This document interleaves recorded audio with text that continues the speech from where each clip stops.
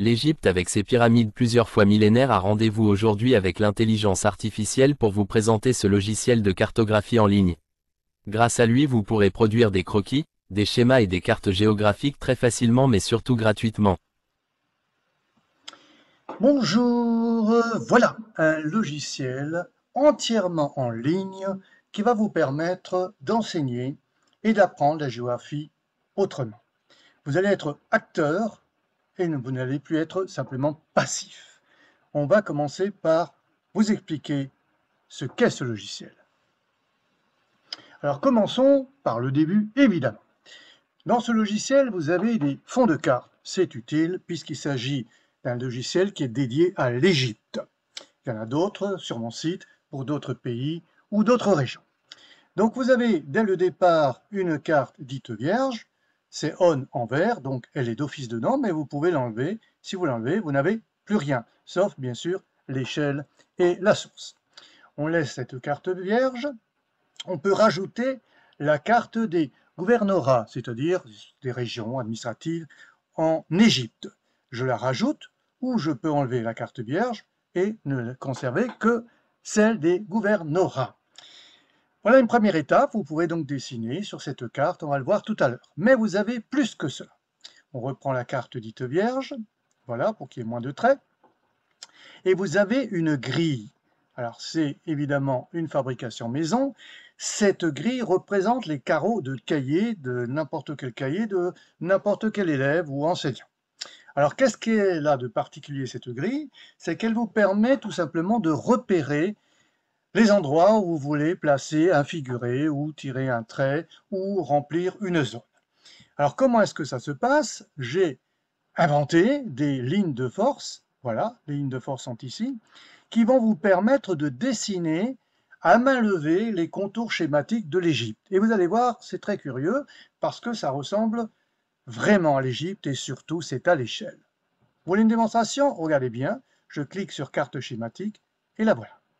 C'est la carte schématique dessinée à partir des carreaux de cahier, des lignes de force, sur n'importe quel cahier d'élèves, bien entendu, ou d'enseignants. Vous remarquerez que cette carte schématique est à l'échelle. C'est intéressant, évidemment. C'est aussi très facile à dessiner. Alors, comment est-ce qu'on le dessine? Vous pouvez le prendre à partir d'ici en comptant tout simplement les carreaux. Ce n'est pas très compliqué. Ou alors, vous allez toujours sur mon site et vous aurez un petit logiciel qui va vous le montrer, comptage de carreaux et comment on le monte exactement. Pour le moment, on va s'arrêter là parce que ce sont des fonds de cartes. Vous pouvez les mettre l'un après l'autre, bien entendu, superposés, pas superposés. Voilà la carte schématique toute seule, avec la grille. Voilà. Donc tout ceci est superposable ou pris à l'unité. On va voir plus loin en quoi ce logiciel est particulier. Alors on va déjà reprendre la carte dite vierge. Voilà. On enlève la carte schématique.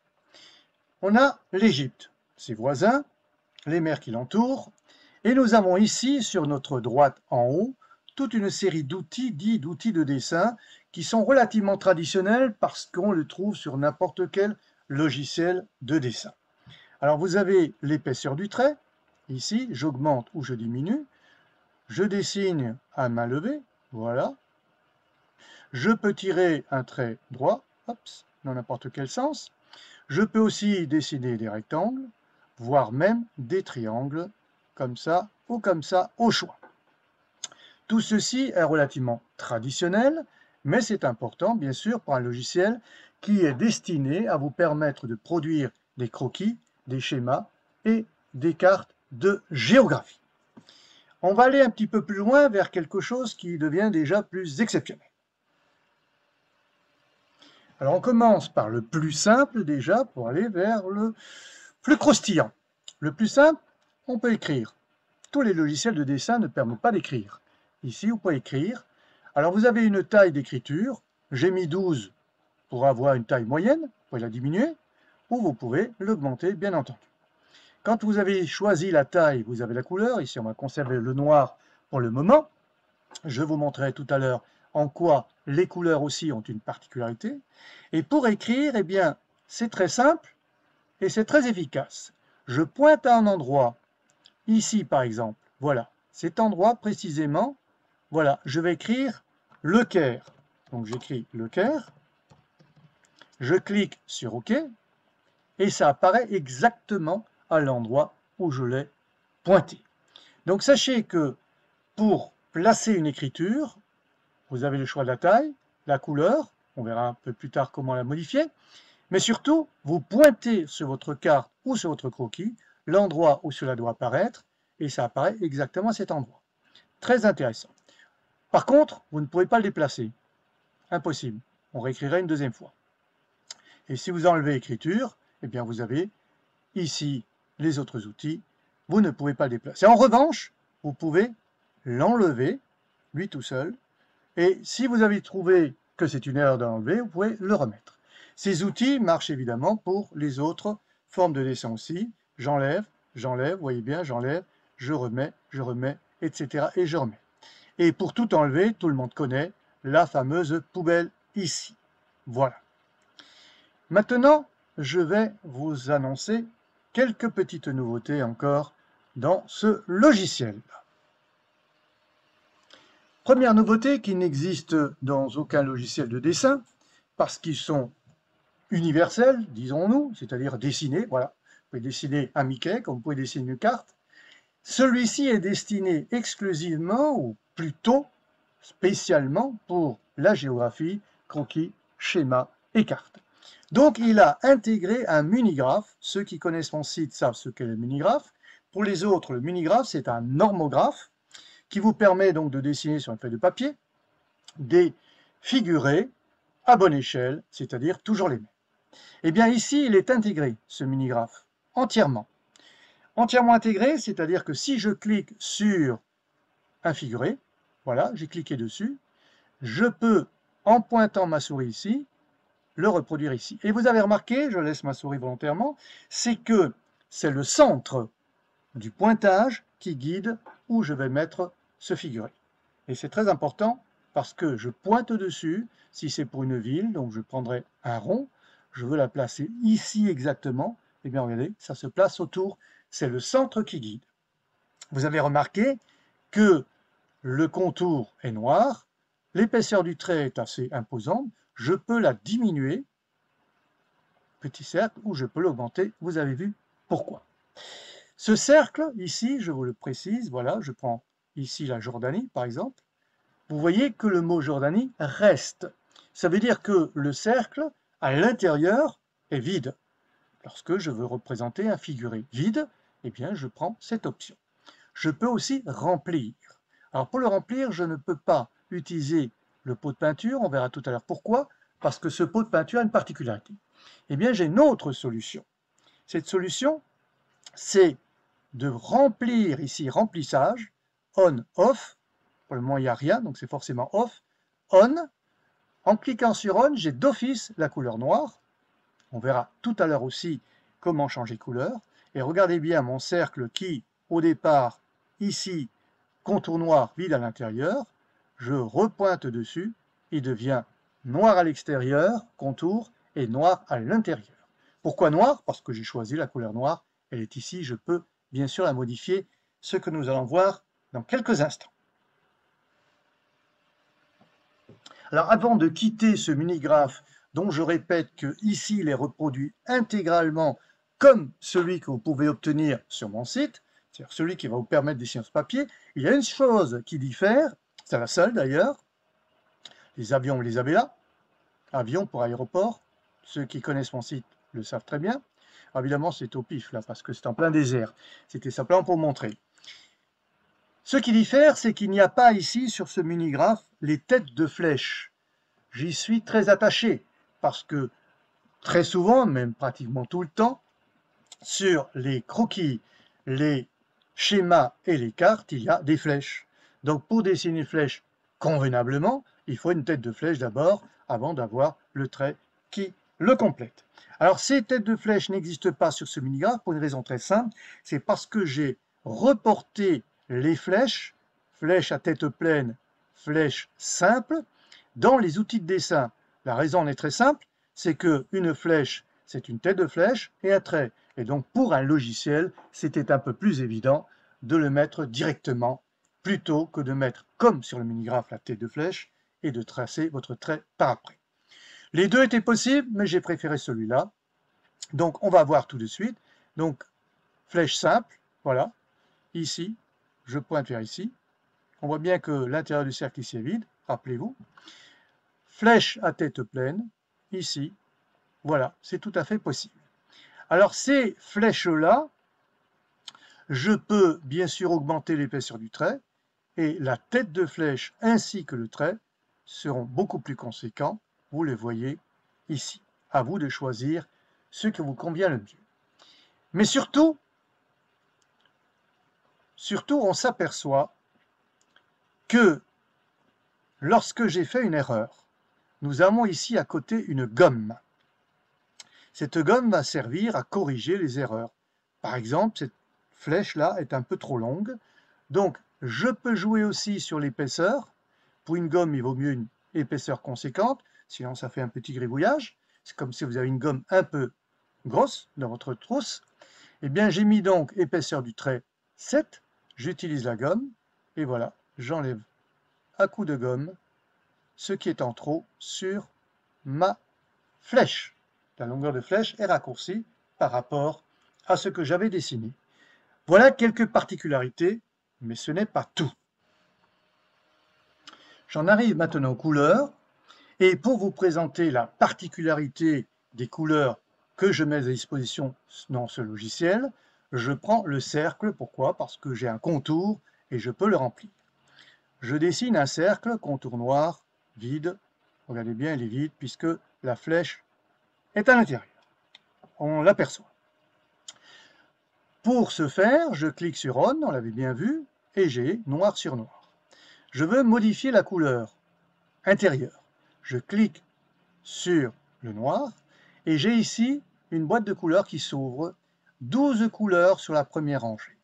12 couleurs qui représentent les crayons de couleur que vous avez dans une boîte de crayons de couleur, bien sûr, que vous avez acheté dans le magasin, peu importe la marque, pourvu que ce soit quand même une marque un peu solide, c'est-à-dire qu'en taillant le crayon, que la mine ne se casse pas systématiquement. Alors, on peut choisir ici la couleur que l'on veut. Voilà ma boîte de crayons couleur. Je choisis par exemple le bleu. Je trace ici. J'ai un cercle contour noir avec un bleu bien appuyé. C'est exactement la même couleur qu'il y a ici. C'est un bleu bien appuyé. J'appuie avec mon crayon de couleur. C'est ce que font tous les élèves et puis tous les enseignants, tout le monde. Mais ce n'est pas tout, vous allez voir. Alors que tous les logiciels qui vous sont présentés sur Internet ou dans le commerce vous présentent des millions de couleurs pour le dessin, ce qui est agréable, on peut dessiner avec des millions de couleurs, mais on ne peut jamais de la vie le reproduire avec une boîte de crayons couleur le jour d'un examen ou d'un contrôle sur une feuille de papier. C'est impossible. Donc restons logiques et prenons uniquement des couleurs qu'on peut reproduire. C'est ce que j'ai fait. Regardez bien. J'appuie sur mes couleurs, j'ai une deuxième rangée ici. Cette deuxième rangée, ce ne sont pas des couleurs inventées, ce sont les couleurs que l'on peut réussir sur une feuille de papier en appuyant modérément sur le même crayon qui se trouve ici en première ligne. Je reprends le bleu, bien appuyé, on l'a en dessous, vous le voyez sur la carte. Je prends un bleu qui est modérément appuyé. C'est facile à faire, vous appuyez moins, c'est tout. Regardez ce que ça donne. Je pointe ici pour qu'il se superpose un tout petit peu, voilà. On a bien deux bleus différents, un appuyé, un modérément appuyé. Et ce n'est pas tout. Je reclique sur ma couleur et j'ai une troisième ligne ici. Cette troisième ligne, c'est toujours un bleu. Je reprends la série des bleus, évidemment.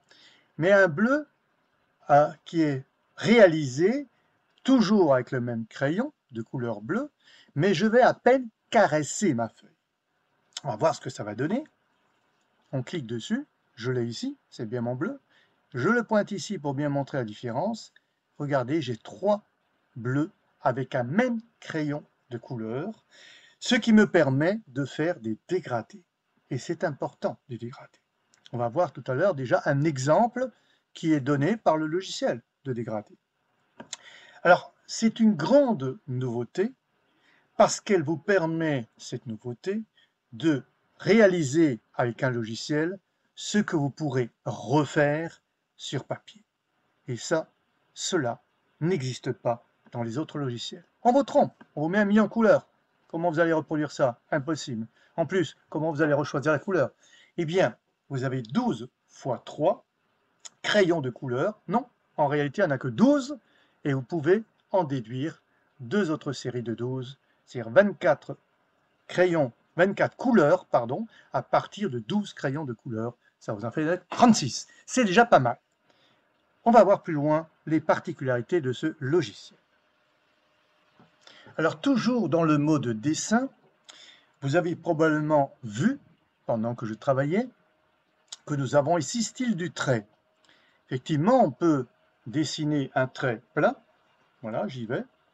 On va changer un peu la couleur peut-être. On va prendre du rouge. Je trace un trait plein. Voilà. Mais je peux aussi avoir l'utilisation d'un trait pointillé. Voilà, le même trait en pointillé. Alors la particularité aussi, c'est que ce pointillé est proportionnel par rapport à l'épaisseur du trait. Regardez bien, je passe à 1, toujours le même rouge, ce n'est plus pareil. C'est important d'avoir le pointillé. Ce pointillé, vous pouvez l'utiliser en plein ou en pointillé sur l'ensemble des outils de dessin. Vous ne pouvez pas l'utiliser pour les figurés. Regardez, d'ailleurs, ça disparaît, il n'y a plus rien. Pourquoi on ne l'utilise pas sur les figurés? Pour une raison très simple, c'est que l'ensemble de ces figurés existe ici en outil de dessin. Alors, vous me direz, alors le minigraphe, il sert à quoi? Ben, le minigraphe, il sert à ce que vous ayez toujours le même figuré avec les mêmes proportions. Ici, je mets celui-là.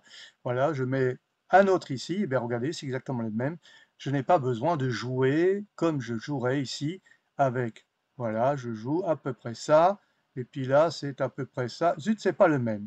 Eh bien, quand je clique ici, c'est 2 fois le même, 3 fois, 4 fois, 6 fois le même.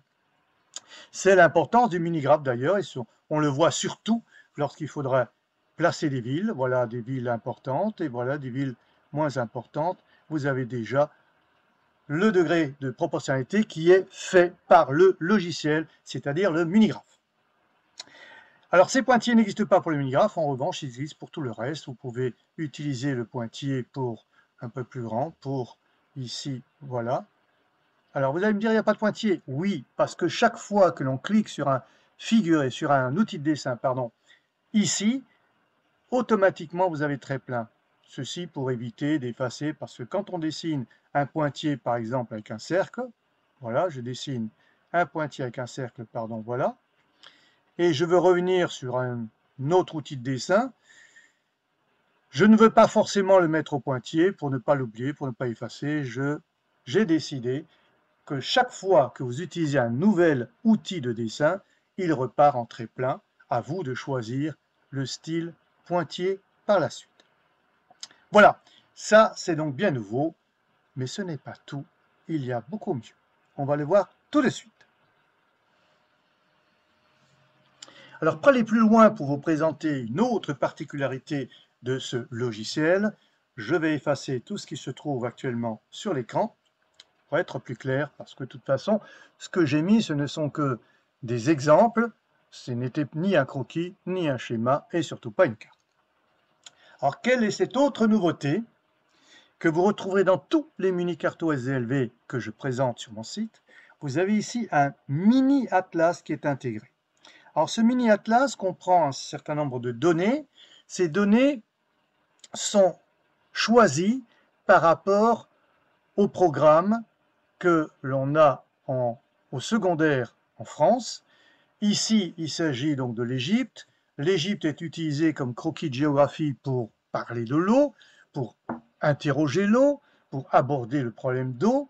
Donc, l'ensemble des cartes ou des éléments qui vont sont donnés ont un rapport avec l'eau. Alors, le premier, évidemment, le fleuve, le Nil. C'est logique. Mais la plupart des mini-cartos, et même tous, ont les fleuves. Le jour où je dessinerai une région sans eau, il n'y aura bien sûr pas de fleuve. Pour le reste, il y a les métropoles, les villes, avec ici des croissances, taux de croissance. Pourquoi? Parce que le taux de croissance en Égypte est important, parce que plus la ville accroît de population, plus elle va utiliser d'eau. Il y a aussi l'eau pour l'agriculture, pour l'industrie, mais les gens aussi en utilisent. Donc, c'est important, c'est la raison pour laquelle, outre le fait qu'il y a des cercles proportionnels pour la population des villes, il y a des couleurs qui sont appropriées pour dire si la croissance est importante ou pas. On le voit ici, par exemple, le Caire, croissance faible, alors que d'autres villes plus petites ont une croissance plus forte. C'est un premier point. Après, l'ensemble de ces cartes sont superposables, la plupart, sauf certaines, on va voir pourquoi tout à l'heure, mais il ne s'agit pas de toutes les mettre, sinon on n'y retrouvera plus rien. Prenons un exemple, je rajoute les ports, ça devient un peu illisible, il vaut mieux enlever les principales métropoles pour ne conserver que les ports.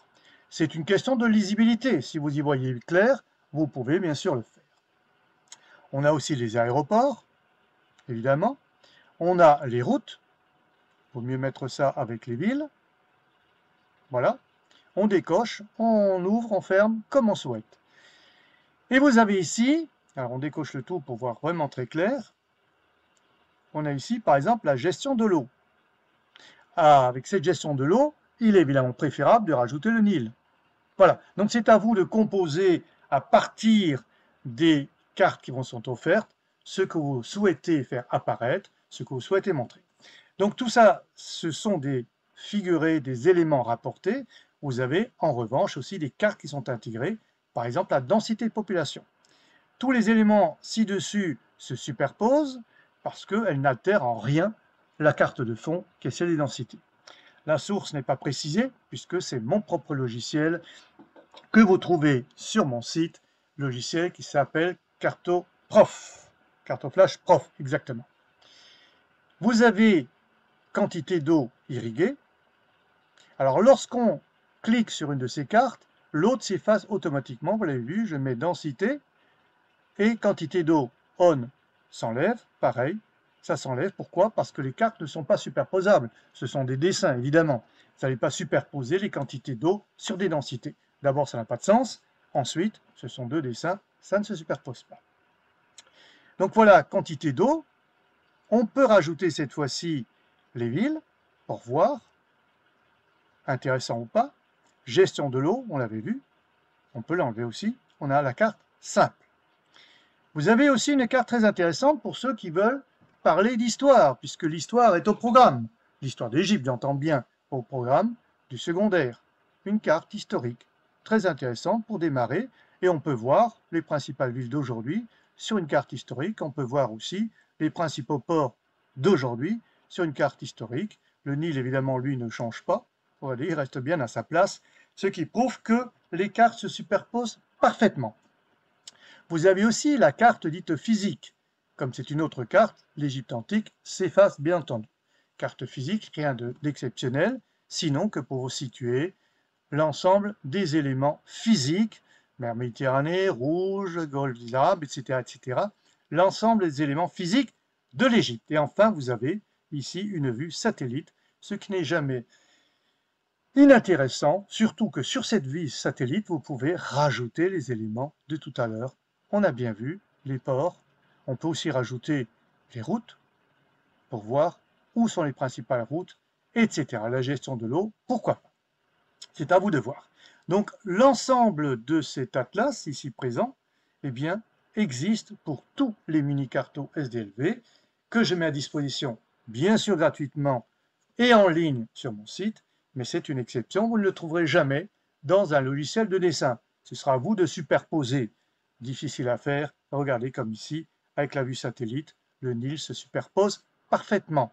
Logique, avec l'intelligence artificielle, je l'ai fait pour vous. Mais ce n'est pas tout. On va voir la dernière surprise. La dernière surprise, on va l'aborder. D'abord, je ferme plutôt les différentes couches. J'ai ma carte dite vierge, je passe à la carte schématique, par-dessus, et je mets un certain nombre de figurés. G4, c'est peut-être un peu trop, j'en mets deux, je préfère le noir comme contour, et je vais prendre, non pas le bleu, le jaune. Au hasard, au hasard. Au hasard, vraiment au hasard, totalement au hasard. Juste pour vous montrer quelques flèches, toujours bien indiquées, en rouge, voilà, un peu plus épaisse pour montrer qu'on peut faire des flèches import-export. Ici, on va mettre import-export, hop. Vous avez vu comme c'est facile de faire import-export? Deux flèches, une vers l'import, l'autre vers l'export. Très facile à faire. Je vais vous montrer maintenant aussi la particularité du pot de peinture. Il est ici. Je ne vais pas le mettre en bleu, mais je vais être en jaune très pâle. Pourquoi? Parce que je vais prendre une zone désertique. Et c'est cette partie-là que je veux mettre en jaune très pâle, parce qu'elle est désertique en réalité. Dans les logiciels de dessin, ou plutôt avec les logiciels de dessin, que vous trouverez un peu partout, on a trouvé intelligent de dire, voilà, cette partie, je la veux en jaune pâle, je trace un trait pour la délimiter, voilà, et avec l'outil pot de peinture, je clique dedans, et hop, tout devient jaune. Facile, bien sûr, mais irréalisable sur une feuille de papier. Essayez de pointer votre crayon quelque part sur votre feuille, et vous verrez que ça ne se diffuse pas, ça ne s'essaime pas, c'est pas possible. Que faites-vous sur une feuille de papier? Vous passez des contours. Vous allez avec les contours d'abord, et quand c'est bien fait les contours, eh bien, vous mettez le coloriage à l'intérieur. Oh, scandale! On se croit à la maternelle. Et non, pour tout schéma, tout croquis, il faut du coloriage. C'est normal. Mais les peintres, les meilleurs peintres, font du coloriage.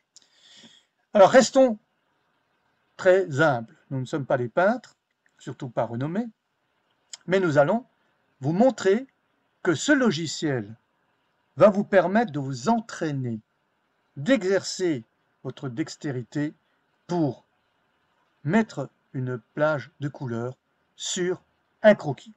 Alors je pars de l'endroit ici, puisque c'est là où je veux partir, je fais mon contour. Là je suis en outil dessin, on n'a rien vu, pourquoi? Parce que c'est trop petit. On va le voir tout de suite. Alors la différence ici avec votre vrai crayon couleur, c'est qu'au fur et à mesure que vous faites le contour, eh bien ça se remplit. Pourquoi? Parce qu'après, si vous faites un remplissage informatique, eh bien il n'est pas bon. Si vous faites comme ça, je prends ici le crayon, je fais un remplissage, regardez ce que ça donne, pas grand-chose. Donc, ma technique que je vous propose, c'est de bien faire les contours, j'enlève ce gribouille à côté, il est enlevé, de bien faire les contours, et le logiciel, pour vous, va remplir de manière uniforme. Alors évidemment, quand on fait ces contours, on s'aperçoit qu'on dépasse, et c'est là l'apprentissage. Et la solution, bien sûr, vous l'avez compris, c'est la gomme. Je n'ai pas 6, 5, j'efface ce qui a dépassé, ici, et j'obtiens quelque chose de parfait. Ici encore un petit peu, j'ai dépassé. Voilà, c'est parfait. Ma plage de couleurs est parfaite. J'ai bien suivi les contours, et le logiciel, lui, a rempli pour moi, mais c'est l'essentiel. C'est déjà pas mal, mais avec ça, je peux faire quelque chose d'exceptionnel. Vous allez le voir tout de suite. Quelle est cette chose exceptionnelle? Eh bien, la plupart du temps, quand vous présentez une démonstration, si vous êtes enseignant à vos élèves, si vous êtes élève pour les autres élèves, ou pour vous-même, eh bien, vous souhaitez conserver ce dessin que vous avez fait, ces éléments que vous avez apportés à la carte, vous les conservez en l'état, pour les transformer après, peut-être, pour les modifier, pour en rajouter. Alors, ce n'est pas toujours le cas. En principe, on fait une image, copie écran, vous connaissez. Eh bien là, on va pouvoir sauvegarder tout ce que vous avez dessiné. Je sauvegarde, je clique ici, je le retrouve. Alors, j'en avais déjà sauvegardé, donc je clique dessus, il me dit « Vous avez déjà sauvegardé », parce que j'ai utilisé bien sûr le logiciel avant cette démonstration. J'ai sauvegardé mon dessin. Mais attention, je n'ai sauvegardé que le dessin. Je n'ai pas sauvegardé le fond de carte. Ici, 2, schéma et carte vierge. Pourquoi? Parce que vous allez le reprendre dans le même logiciel. Donc, les fonds de carte, vous les avez toujours. Ce n'est pas vous qui les avez inventés, vous ne les avez pas dessinés. C'est moi qui vous les ai donnés. En fait, le logiciel vous les a offerts. Donc, vous allez reprendre le dessin uniquement, pas le reste. Et pour vous le prouver, je vais prendre la poubelle, tout est effacé, je vais décocher l'ensemble des fonds de carte et je vais cliquer sur reprise.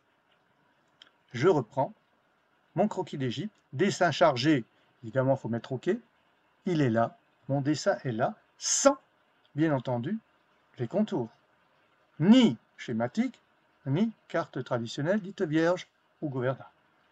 Eh bien, je peux rajouter ici le fond de carte que je veux. Voilà, voilà, je rajoute ce que je veux. Alors, bien sûr, il y a toujours un petit malin au fond de la classe, parce que c'est au fond de la classe que se nichent les petits malins, qui me dira, oui, mais comme vous avez beaucoup de mini-graphes de plusieurs pays qui sont proposés sur votre site, est-ce qu'on peut, à partir d'un autre, le mini-graphe, charger ce dessin? La réponse est évidemment oui. Je n'ai pas été jusqu'à coincer le chargement du dessin d'un logiciel sur l'autre. Mais qui est assez stupide pour enregistrer un dessin fait pour l'Égypte sur une autre carte, la France, le Maroc par exemple? C'est ridicule. Il fallait quand même que je réponde à cette question parce que quelqu'un pourrait la soulever. Donc, ne chargez sur votre logiciel de dessin Égypte que ce que vous avez fait pour l'Égypte.